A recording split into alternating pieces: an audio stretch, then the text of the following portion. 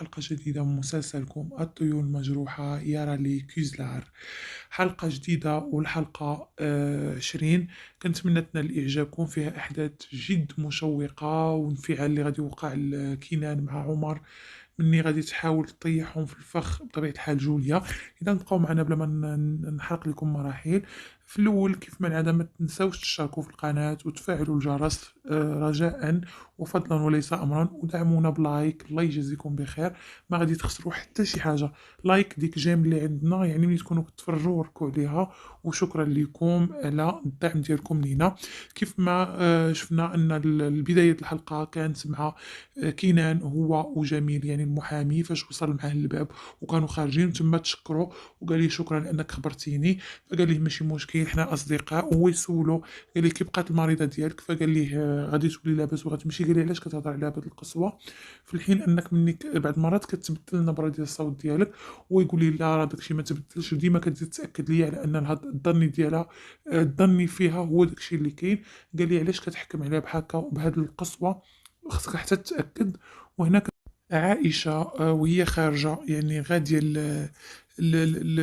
للسوق، تلقى لها دوغان وحبسها وبدا كيغوت وقال لها شكون هو داك. قالت لي انا راك قلت لك هذاك الصديق ديالي، فبعد عليا من طريقي وانا دابا غادي عند المحل باش نشري الطرحه ونشري داك اللوازم ديال باش تخيط فستان ديال العرس.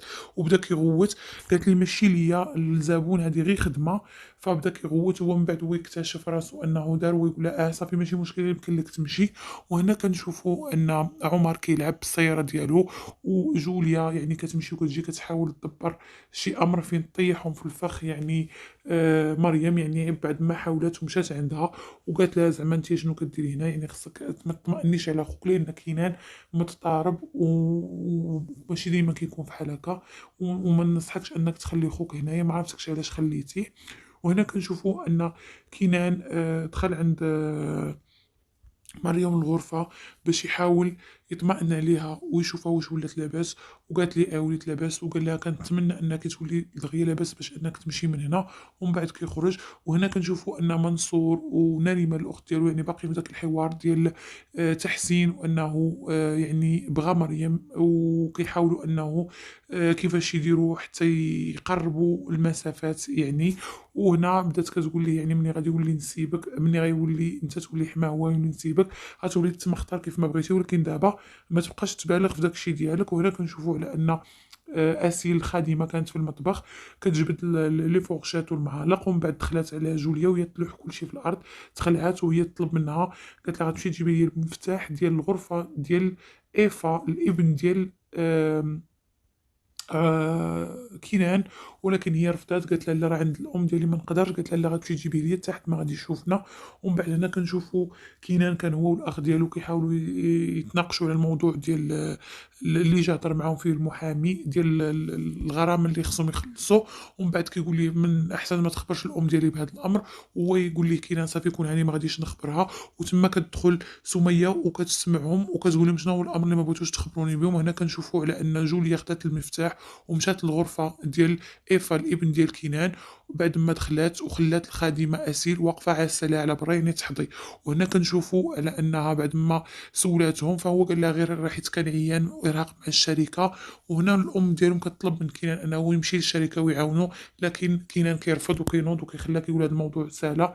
ومن بعد كيشد لها ولدها الكبير في يدها وكيقول لها كلشي غادي يتحل مع الوقت. وهنا كينوض كينان وكيمشي.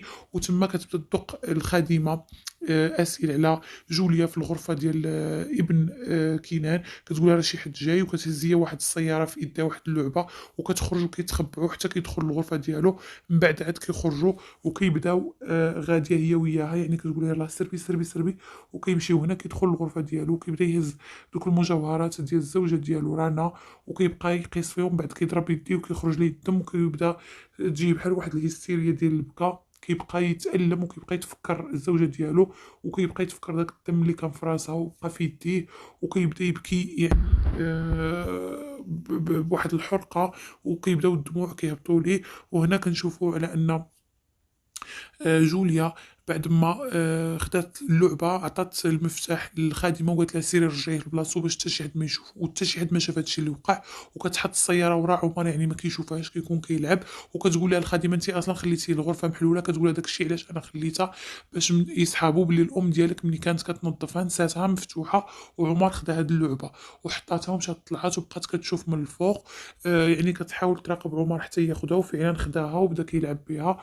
وهنا كنشوفو كينان في الغرفة ديالو مازال في الذكريات ديال الزوجة ديالو السابقة، كتدخل عندو الأم ديالو وكتحاول تواسيه وكتقول له ولدي أنا ما كنحاولش نضغط عليك، بالعكس أنا كنحاول أنني نخرجك من هاد الصدمة، وكنحاول ندير أي حاجة يعني ما تقلقش عليا. كيقول لها عرفت، قالت لي ولا عرفتي دابا ما بغيتكش تبقى في هاد الجو الحزين، يلاه هبط باش نشربوا قهوة أنا وأنت وخوك ونكونوا في واحد الجو اللي عائلي ونحاولوا نساو هاد الهم. ومن بعد كيمشي كيشوف التصاور، ومن بعد كيمشي كيهبط عندهم، يلاه كيجلسوا كيبدا عمر كيلعب بديك السيارة، يلاه كيجي هو يدور كتجي عينيه على السيارة كيبقى يشوف فيها وكينوض بواحد الهستيريا كيبدا يغوت.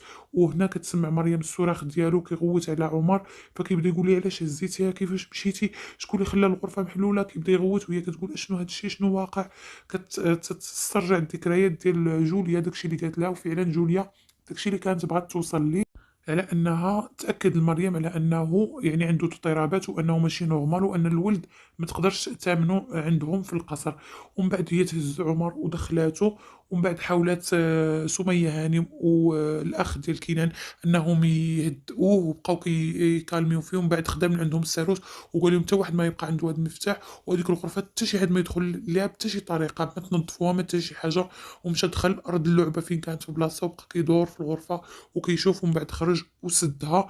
وهنا كنشوفوا السيده سميه بقات تتأنب في الوصال واسيل، فهما قالوا لها حنا ما عرفناش كيفاش تبقات الغرفه محلوله، فقالت لها ما كاينش تعتذر يعني شي حاجه بحال هكا عاديه بالنسبه لنا، ولكن نتوما عارفين بالنسبه لكينان هو عاش صدمه، فهذاك الشيء علاش ماشي مشكل غادي نوسعوا مع خاطرنا. وهنا كنشوفوا جوليا مشات للغرفه عند عمر وكتحاول تستفزو بالهضره وبقات كتغوت عليه وقالت لي علاش خديتي اللعبه.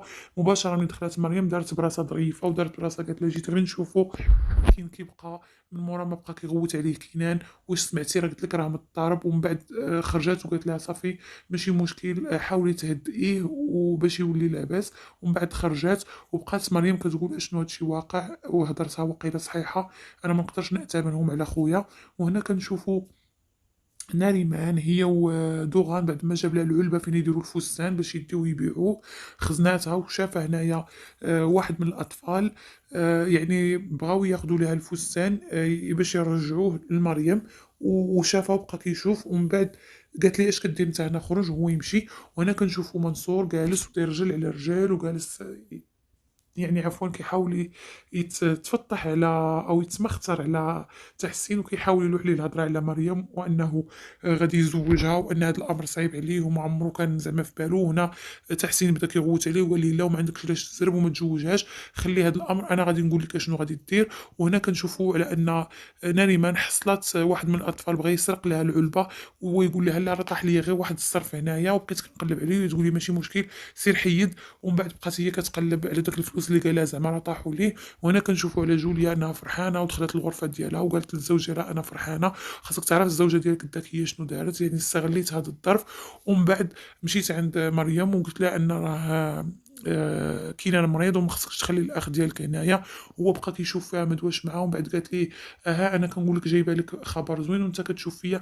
قال لها انا تقلقت على حساب كينان يعني باقي كيعاني من ديك الصدمه، وهي تبدا تغوت عليه ومن بعد بدا كيحذر فيها. وهنا كنشوفوا مريم بقات يعني بالها مشغول على خوها وبقات كتفكر وكتقول كيفاش شنو هي الهضره اللي وقعات وعلاش بقى كيغوت بحال هكا. وهي تدخل عندها سميه هانم وبقات كتسولها قالت لها شنو اللي وقع علاش زعما غوت بهذه الطريقه وانا متاكده ان عمر ما يمكنش يمشي ويحل وياخذ اللعبه، هو عارفها ماشي ديالو. فبقات كتبرد ليها بخاطرها وبقات كتحذر فيها وقالت لها راه هو كيعاني من واحد الازمه. فسولاتها مريم قالت لها شنو هي الازمه، لكن سميه هاني ما جاوباتهاش وخرجات وقالت لها نخليك دابا تنعسي ترتاحي. ومن بعد مريم قالت لعمر باست لي على راسو قالت لي انا ما غاديش نمشي من هنا حتى نعرف اشنو هذا الرجل شنو هو السر اللي من مورا وشنو شكون هو وشنو هادشي اللي واقع. وهنا كنشوفوا ان عندنا كاين ما جاش النعاس وبقى كينعس كينوض كيجلس كيتقلب ما كيهضر ما والو. ومن بعد هنا كنشوفوا ناريمان ومنصور يعني في النقاش ديال مريم، وأنها غادي يزوجوها بتحسين، وأن تحسين بغاها. فهنا قالت ليه خاصها تلبس مزيان وتحيد على هادوك الحوايج، عطيني نشري لها شي حاجة. وهنا جبد وهو يعطيها. في الأول ما بغاش، ولكن من بعد جبد وعطاها. قالت لها فاش غتقد وهي تاخد ليه الأخرى حتى هي. شوية ويسمعوا الباب تحل وناضوا كيطلوا، وما يلقاو تحسين خارج، وبقاو كيقولوا يا شو سبحان الله، تحول الإنسان عاشق بهاد السهولة. ولكن دابا غادي تقدر تطلب منه داكشي اللي بغيتي، راه غادي يولي اي حاجه قلتها لي غادي يديرها لك. وهنا كنشوفوا مريم ناعسه، يعني ما داهاش النعاس، بقات حتى هي كتقلب، كدور لهاد تجي، كدور لهاد تجي. من بعد ولات تجلس وهي تفكر كينان في دوك اللحظات الزوينه اللي دازوا معاه، يعني انه تهلا فيها ملي كانت مريضه، ويعطاها تفطر، وبقى بات حداها ليله كامله. بقات كتفكر، وبقات كتقول مع راسها زعما شنو هادشي اللي واقع. وكتشوف قالت انا خويا ما نقدرش نخليه بهاد السهوله، ولكن اكيد كاين شي سر ورا هادشي كامل. وهنا كتسالي الحلقه ديالنا. كنتمنى تنال الاعجاب ديالكم. ما تنساوش وما تبخلوش علينا رجاء باشتراك وفعلوا الجرس، اهم حاجه الجرس. ولي لايك وتبارطاجيو لا فيديو ولي كومونتير ضروري. وبسلام عليكم الى فيديو قادم باذن الله.